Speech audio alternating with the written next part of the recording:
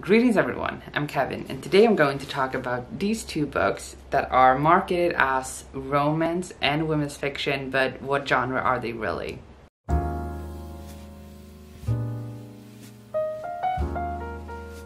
As I said, these two books have been recommended as romance books, and they're also tagged as women's fiction. But most people talk about these as romance.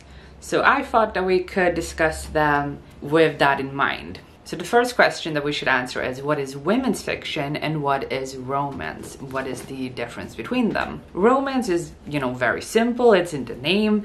It's a romantic story. So it's focused on a love story between two or more people. Usually it's between two people, but there are, polyamorous romance books as well. And a romance book should always end with a happily ever after or a happy for now. So if the two characters are not in a happy place at the end of the book, it is not a romance unless it's a romance series. But when their story's over, they should be happily in a relationship, even if it's only like for now or if it's for the long run. And the main conflict in the book, in a romance book, should have to do with the relationship. Something is keeping these characters apart. That's like the conflict, that something is keeping them apart. So that is what romance is. So then we look at women's fiction. In the women's fiction book, the focus is on the female character. Usually it's only from the female character's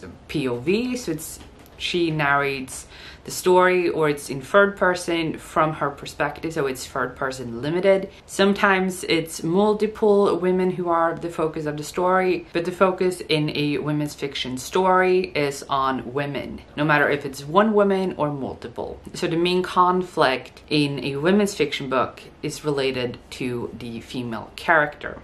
And women's fiction books are, as the name suggests, written for women, usually by women, mainly by women. And a women's fiction book can involve the female character or characters falling in love, but that is not the main story. The main story is the growth of the female character or characters. And as I said, romance can be included in the book, it isn't necessary, and the book at its whole isn't only about the romance. It can exist in the book, it can be an element. Maybe the growth that the character has to do is loving themselves before they can fall in love with someone else. It depends on the book. It can exist, but it doesn't have to be in the book, first of all. And if it is in the book, it isn't the main focus in the book. And if there is a happy ending to the book in the women's fiction category, it isn't revolving around a love story. It revolves around the character's growth. The fact that the female character, ends the book in one place, and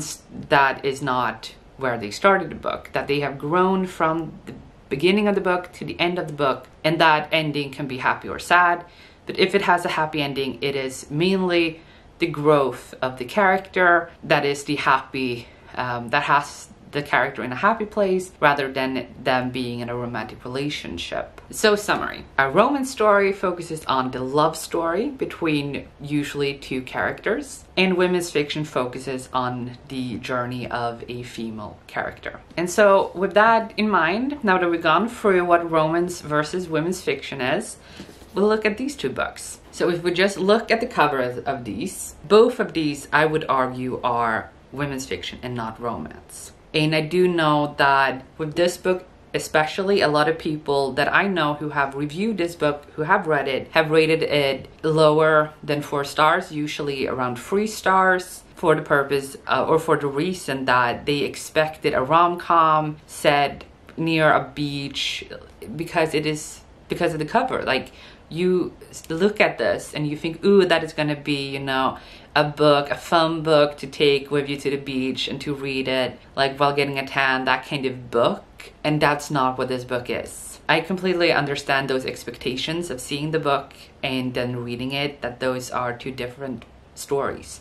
And this is definitely marketed as romance. Like, look at this cover. It is a bright color. It has illustrated people. There is a guy and a girl and they look at each other. I would never look at this and think, this is not a romance book. This looks like a romance book. This one is a little bit more vague, but I would still say that this cover says that it's a romance because it is bright colors. We have two illustrated characters. One looks to be a guy and one looks to be a girl. So I would look at this and say, yeah, that's probably a romance. And then the little blurb down here says, a breath of fresh air, steamy, smart, and perceptive. And everyone in like the romance community, and I don't think you even have to be in a romance book community, you can just be in a book community. If it says steamy, it involves like some kind of relationship between two characters. So through that blurb, you might think, oh, that this is a romance. And then reading on the back, you would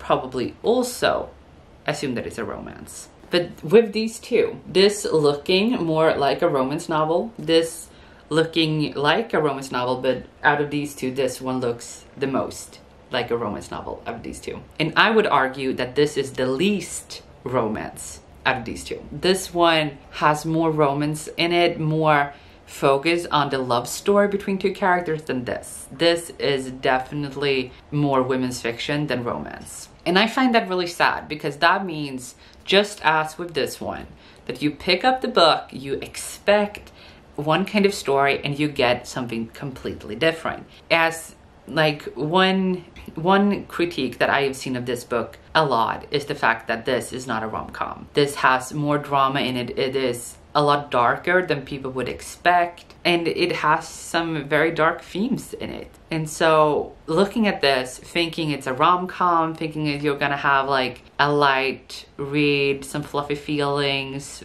characters falling in love, and it's gonna be cute and you're gonna smile through it. That's not what this book is. That's not what this book is. I think these covers don't do these stories justice, and they will probably leave you unsatisfied and disappointed. But both books have romance subplots. The main plots in those books are the woman, the female main character, her journey. That's the focus on the book and not the love story between her and a male character. And that's why I would say that these are women's fiction and not romance books. They both end with a happy ending, but that happy ending isn't revolved around the romance. It's not, you know, like will they, won't they kind of thing. It's not, the main conflict in these books isn't that something is keeping the main characters apart. The main conflict has to do with something completely different, and both of these women, the main characters, are going through something very difficult at the beginning of the book, and the focus is on their personal journeys towards becoming better versions of themselves and finding happiness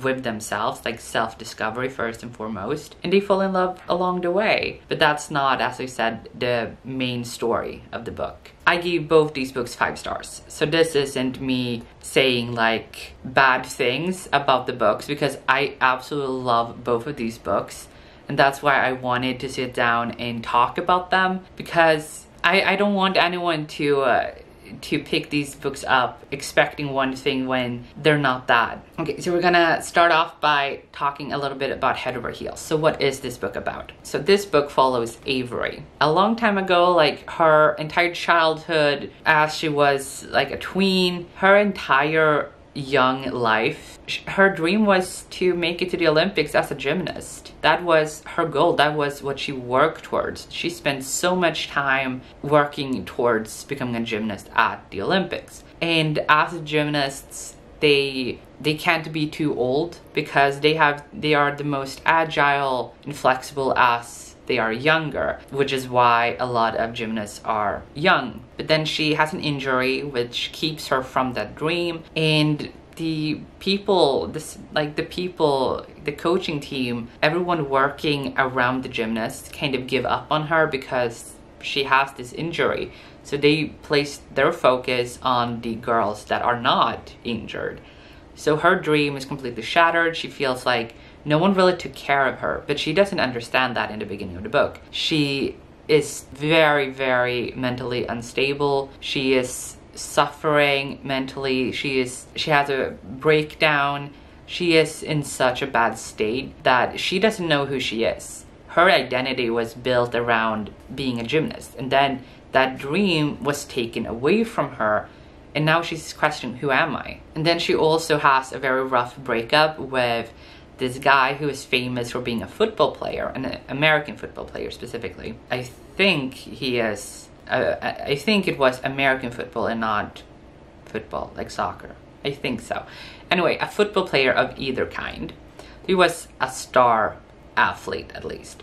Everyone knew who he was, and it was kind of like a big deal that they were in a relationship together. But then he breaks up with her. She is even more shattered. She doesn't know what to do with her life. Then she gets a call from a guy called Ryan, who she knows from when she was younger. He was in the men's part of the gymnast group. So all of the kind of like Team USA kids who are gymnasts, both the girls and the guys, they trained in the same location kind of. They had the same team around them, but they had specific like coaches for the girls and the guys. But they saw each other a lot. But he calls her and asks her to help him coach this young girl who her dream is to make it to the Olympics. And after some going back and forth, Avery decides to accept this offer and coach this girl with him. And the reason that I picked this book up was because of the romance. I felt like, oh, so we have like coaches, like co-coaches. I don't know if that's a word, but like two people who coach this young athlete together. It's their romance, like they fall in love with a colleague kind of thing. That's what I was expecting. And the last line on the summary on the back is, Avery isn't sure her burgeoning romance can survive it. So it is very specifically a romance book. And then the first line of the praise, so here, is from BuzzFeed, and it says, full of charm, whimsy, and giddy romantic tension. And as I said, out of these two books, this is the least romance heavy. And the reason that I wouldn't consider this, like I wouldn't recommend this as a romance book. I would recommend this more as literary fiction, women's fiction category. The main conflicts of this book is mental health and mental health issues relating to sports. The book discusses more dark themes surrounding sports. We have mental health, we have sexual assault, emotional and physical abuse, predatory and abusive coaches. There is like, that is a big thing as well, that we have a very abusive power dynamic in this world, that you have these people that are the authorities kind of, and there's this power dynamic that is very abusive. And these young girls especially, they're put in a very difficult situation that they feel is normal because it's so normalized in this world. And that's more the focus of this book than the romance. And this also has a lot to do with female empowerment, especially like the female community as gymnasts, grouping together, empowering other women, empowering other female athletes within the gymnast community, and standing up for yourself. And I find that so empowering. So the reason that I love this book is because of the discussions surrounding sports and the problems surrounding that, the dynamics, the abuse, the normalization of these difficult things that these young girls, they just accept those because no one stands up against those things. And it's so normalized that you're like, okay, I guess this is how it is, because you don't know better. And no one takes care of you when you no longer have the potential to make it to the Olympics. So you're just, okay, we don't need you anymore. We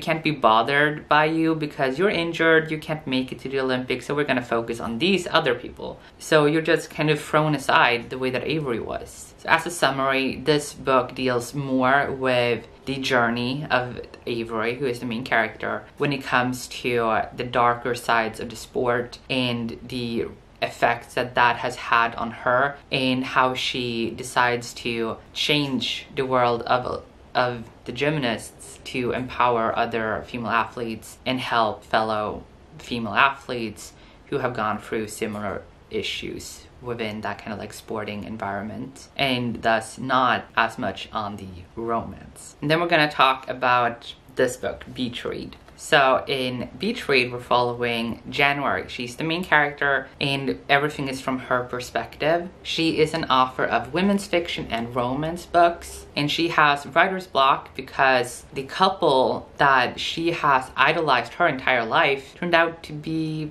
not that great. She looked up to her parents, a relationship that her parents had, and then her dad died and she finds out that he had this affair with another woman while her mom had cancer. Like, her mom battled cancer, and during that her dad was away having an affair with another woman in another city, and now that he's dead, he left that building, that house, to January, and she has to go there where he spent a lot of time with this other woman, and January has to clear it out and sell this house because she doesn't want it. And she has this writer's block because she has a very difficult time accepting who her dad was and the difference between him and her idea of him, her memories of this man. She also, in the beginning of the book, self-medicates through alcohol.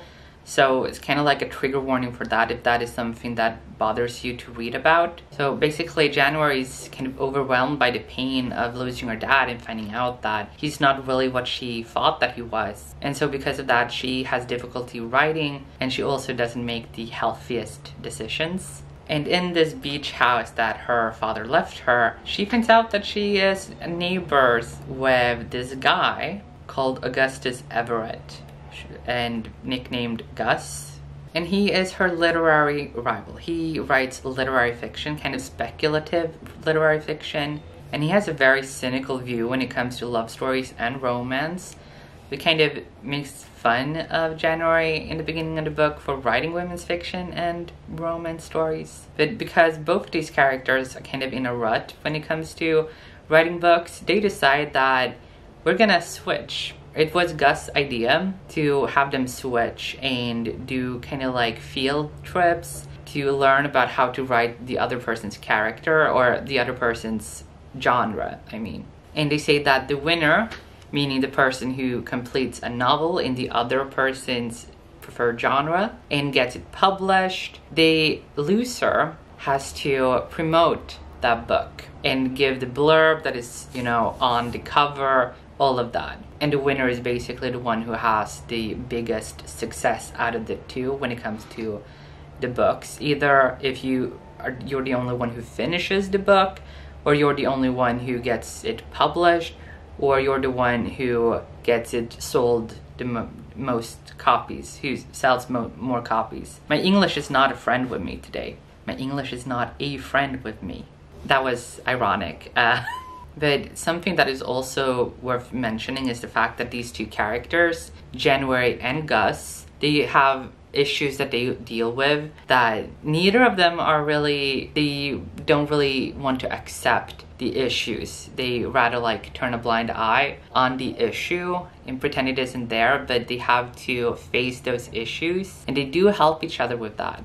And they have to work through their baggage and realize that they're happier, and they have to decide who they want to be in spite of events that have happened to them, how to work through it and how to move on from that. So that's very short descriptions of what the books are about. So as you heard, they're not really that focused on the romance. The focus of these books are around something that is more personal than just falling in love. And of course, there are romance books where you have characters who fall in love and deal with their baggage. So for Head Over Heels, I would say that this book deals more with overcoming trauma, empowering others and yourself, but it's also about community between female gymnasts. This book is more about two broken people who help distract the other person from the issues that they have going on in their lives. And they're doing that by writing in the other person's genre. And they also help each other by being there for each other. And the book is about acceptance, grief, and forgiveness. And again, the focus isn't the love story between the characters. And the focus of these books are more character central than romance central.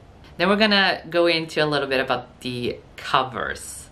As I explained a little bit in the beginning, both of these are colorful. They're very light-hearted kind of covers. We have a guy and a girl. They're looking at each other here. They're not looking at each other here, but they're on a beach. And it's a girl and a guy, and it's a colorful cover. So I think both of these you would expect to read a rom-com, especially this book, but this one as well. So the expectation is a cute romance. You would be wrong. This means that it's kind of like a failed expectation, because the expectation is a cute rom-com, a good time, love story kind of thing. But what you actually get is not that. In this one, the whole thing with the gymnasts, female empowerment, mental health, and all of that, there is nothing about that on the cover. And this book is a lot darker and complex than the cover suggests. And that is true for this one as well. The whole grief part of this, the unhealthy behavior that January has due to trauma and her issues surrounding her dad and like everything with that. She kind of has issues accepting everything, forgiving her father, understanding him, understanding her family, because everything is different now. Everything she thought she knew is not what it is. And those things are completely absent on the covers. And I would say also that the summaries on the back sound as if they're more romance heavy than they are.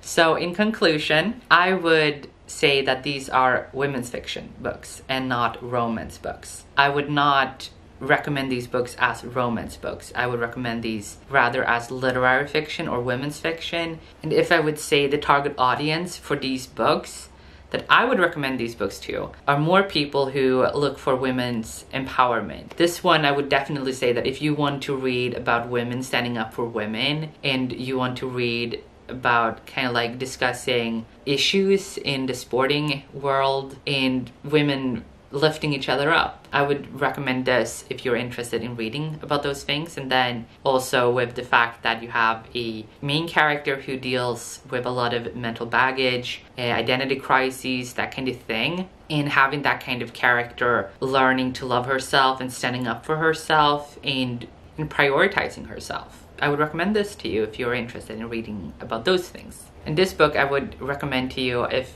you enjoy reading about someone's personal growth and journey when it comes to having your entire life kind of ripped away from you, and everything that you thought you knew is not what it actually was. In dealing with all of those things, and dealing with grief, dealing with accepting the truth of something that you don't really want to accept, working through all of that, and two broken people helping each other, and also just loving yourself and accepting that you deserve happiness. That is something that is true in both of these books. And as you can hear, I would not recommend these books if you're looking for a good time reading a rom-com. That's not what you're gonna get, in my opinion. So that was me just talking about these books and what I think they should actually be shelved as when it comes to genres and what they're about and all of that jazz. I hope you found this helpful, and please leave a like and subscribe and comment if you enjoyed this video. I don't know if this is a review or whatever this is, but I hope this was helpful to you in any way. But yeah, that was it for this video. Do you have any recommendations for me concerning the themes that I discussed in these books? Because I did give both these books 5 stars, and maybe you heard me talk about these books and thought, this books you would probably love if you love these. Just comment them down below and I will check them out. I'm always looking for good recommendations.